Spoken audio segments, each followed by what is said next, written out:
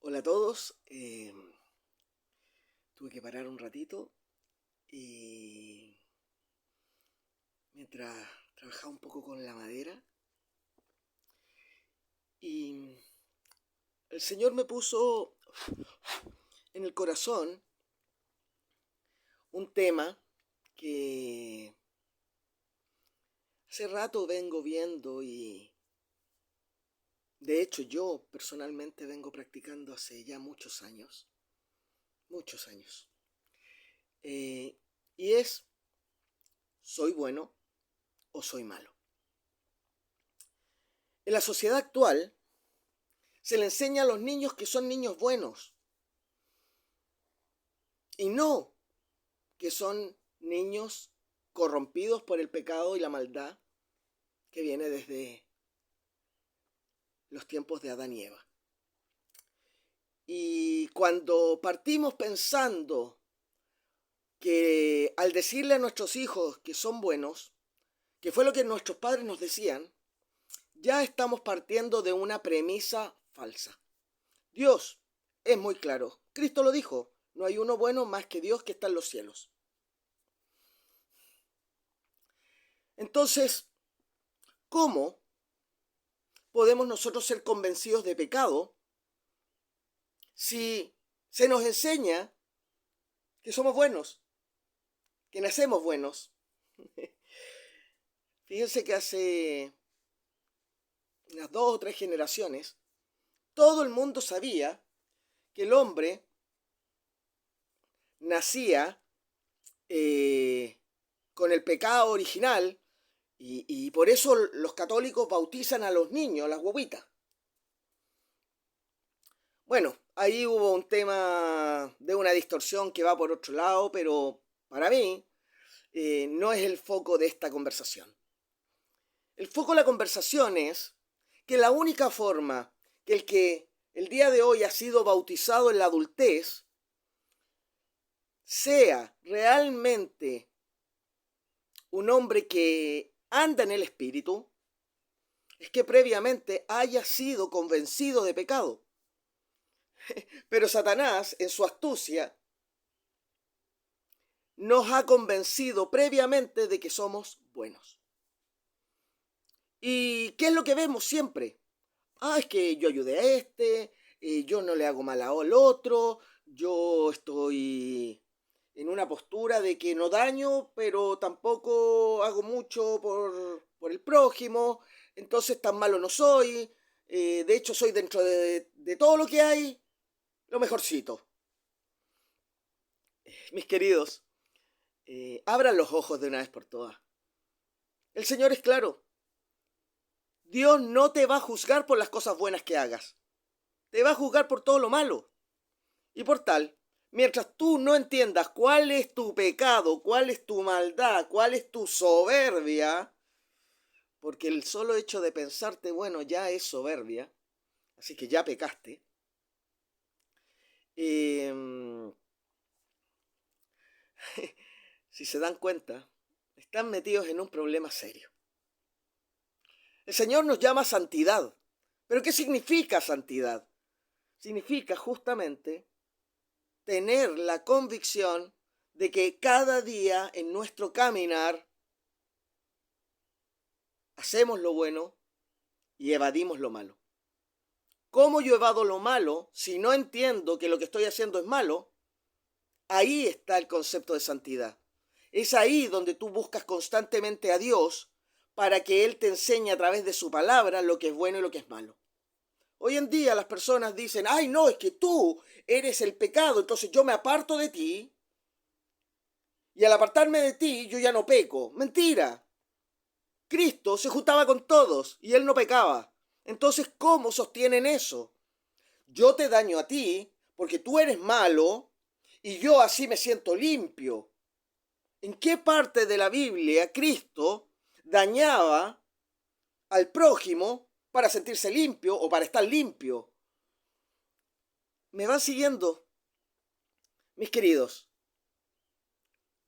Mientras ustedes no comprendan la maldad propia de cada uno, no la del vecino, no la de la esposa, no la del hijo, no la del esposo, ni del amigo, ni de nadie, sino que la propia, es imposible que tengan certeza de lo corruptos que son.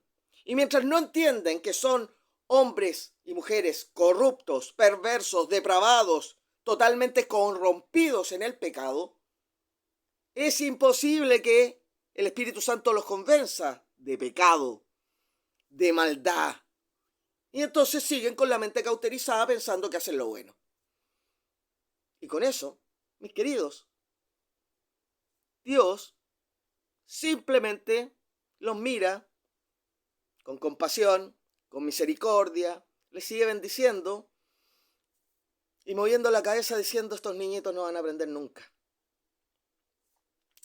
El día de hoy yo converso con personas de distintas edades, especialmente con gente mayor, porque son las personas que están pensando. La generación nueva, la generación esta de cristal, todos los menores de 35 años, me van a perdonar lo que les voy a decir. Si no fuera por algunos mínimos, están todos totalmente inconscientes practicando pecado todos los días y a cada rato. Pero se creen buenos. No honran a los padres, no son serviciales, no son pacientes, piensan en sí mismos todo el tiempo, no ayudan al prójimo. Miren, si yo empezara a hacer una lista no paro nunca. Y el problema es que no entienden que el solo hecho de haber robado una goma cuando tenían 2 años o 5 años en el jardín ya los destituyó de la gracia de Dios. El solo hecho de haberle faltado al papá o a la mamá en una instrucción que ellos les dieron, la que sea, puede que ustedes piensen que es justa o no es justa, la que sea, ustedes ya deshonraron a sus padres, ya pecaron, están destituidos de la gracia de Dios. Cada vez que ustedes van en contra de cualquier precepto, están destituidos de la gracia de Dios. Entonces, es ahí donde tienen que empezar a analizar algo que es fundamental. ¿Cómo entonces, si soy tan perverso y corrompido, puedo realmente tener la confianza de que soy salvo por Cristo? Fíjense que Cristo le dijo a la adúltera, ni yo te condeno, vete y no peques más. Cristo en el bautismo lo que hace es lo mismo. Yo no te condeno, pero vete, te limpié y empieza a caminar como si no tuvieras ningún pecado en un camino de santidad. Pero ¿qué es lo que pasa? Salimos del agua, nos vestimos, salimos de la iglesia y lo primero que hacemos es faltarle el respeto al prójimo porque nos enojamos porque nos dejó tan apretado el estacionamiento en el auto que nos cuesta más de 10 minutos sacar el vehículo. Me van siguiendo y ustedes van a decirme que son buenos. No son buenos. Son hombres que están completamente cauterizados en sus delitos, en sus concupiscencias. El solo hecho de maquinar cualquier cosa que eventualmente pueda dañar a otro ya es un acto de maldad ante los ojos de Dios. El camino de Cristo es un camino muy estrecho, muy angosto, muy difícil de encontrar y de entender si es que no se está tomado por completo de Cristo. ¿Y cómo te vas a estar tomado completamente de Cristo todo el tiempo si estás todo el tiempo pensando en que me falta esto, que tengo que ir a trabajar, ¿Por qué? Porque Dios no es primero en tu vida. Los apóstoles, dejándolo todo, siguieron a Cristo. Y resulta que el día de hoy te bautizas y no dejaste nada. Nada. Absolutamente nada. ¿Por qué? Porque para variar te llevaron al bautismo engañado. Porque para llegar al bautismo realmente tienes que estar convencido de tu propia maldad y estar convencido de que no quieres volver a practicarla. Y por eso el acto es interno, es en el espíritu. Sabemos que no podemos. Perdón.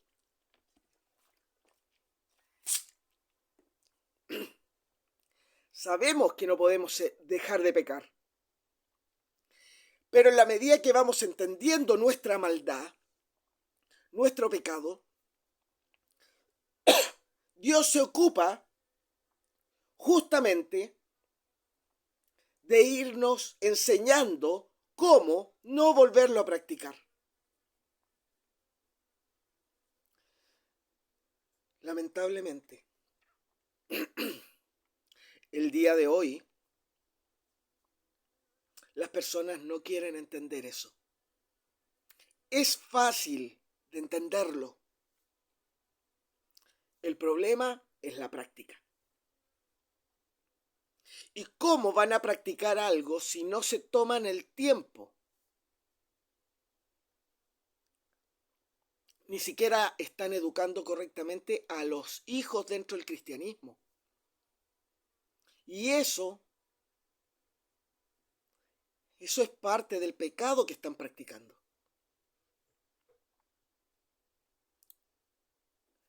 Tienen que entender que hay decisiones que hay que tomar como cristianos que el día de hoy no se toman. Porque siempre es más fácil ir al mundo a buscar lo que no se tiene. Mis queridos, en la oración personal hace una obra que ustedes ni siquiera se pueden imaginar. Pero cuando esa oración personal, íntima, alineada con el deseo de Dios, se une a la de otros hermanos que están en el mismo espíritu, sabiendo que es necesario que se conforme lo que se está pidiendo, tengan por seguro que no hay Satanás en este mundo que no sea detenido para que Dios obre en justicia. Pero uno debe seguir siempre teniendo el cuidado necesario. ¿Y esto por qué? Porque hay momentos en los cuales Satanás es frontal, pero normalmente él ataca por la espalda, cuando uno baja la guardia. Y ese tema es primordial de ser entendido por el cristiano. Si usted no está todo el tiempo pendiente de lo que pasa a su alrededor y no entiende cómo Satanás obra en contra suya, usted va a caer una y otra vez. Tenemos que aprender a ser hombres y mujeres conformados a la altura de Cristo. Cristo no era un individuo al cual le pudieran contar cuentos. Era un hombre que a través de su vida aprendió a discernir correctamente las cosas. El día de hoy, la mente cauterizada, la inconsciencia en la que vive el cristiano, y mejor ni hablar el que está en el mundo, es enorme. Satanás no quiere que ustedes sepan esto. Miren cómo me tiene. Pero hay algo que yo ya comprendí. Satanás puede hacer con mi cuerpo lo que quiera, mientras no domine mi mente. Si ustedes permiten que Satanás domine sus mentes como hasta el día de hoy ha sido, ustedes están perdidos y no va a haber Dios que los salve. Porque recuerden que cuando las vírgenes despierten, van a haber algunas que van a tener aceite y hay otras que no. No vaya a ser que ustedes, pensando que son las que tienen aceite, sean las insensatas. Si no aprenden a evaluar correctamente la situación, si no aprenden a entender lo que es correcto ante los ojos de Dios, si no aprenden a darse cuenta cuando Satanás los está engañando, tengan por seguro que el camino amplio es muy fácil.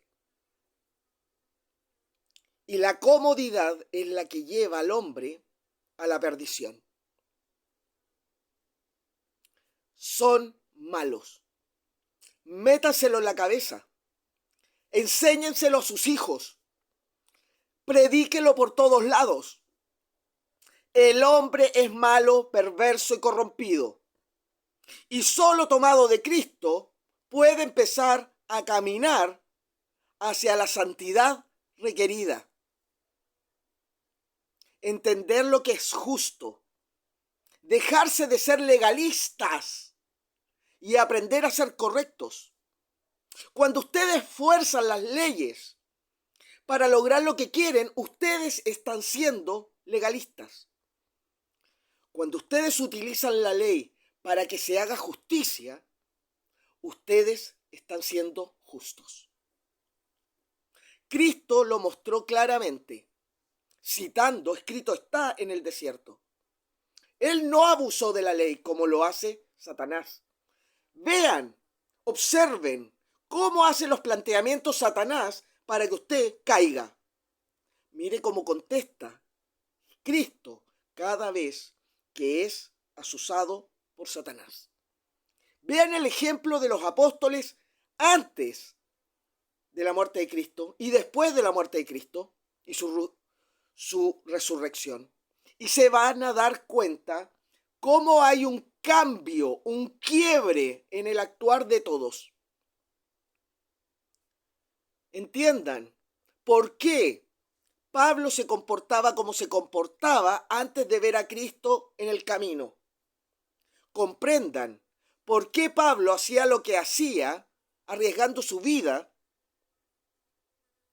y por qué educaba de la forma en que educaba a Timoteo. Tienen que entender, mis queridos, que deben ser reeducados después del bautismo, como si fueran unos niños pequeños, hasta llegar al carácter de Cristo adulto. Y no es un tiempo eterno. Tampoco es volver a vivir 40 años, como tuvo la posibilidad de hacerlo Moisés, que estuvo 40 años siendo reeducado mientras cuidaba ovejas. Cristo dio un plazo. Lo mostró en las Escrituras. ¿Cuánto tiempo estuvieron siendo discipulados los apóstoles? Ese es el plazo aceptable para uno crecer en santidad. Ahora, hay algunos que les cuesta un poquito más, otros les cuesta un poquito menos, pero recuerden que mientras más les cueste, es porque más rebeldes son. Y el hijo rebelde que no se somete al padre, finalmente, por mucho que el padre lo ame, está muerto.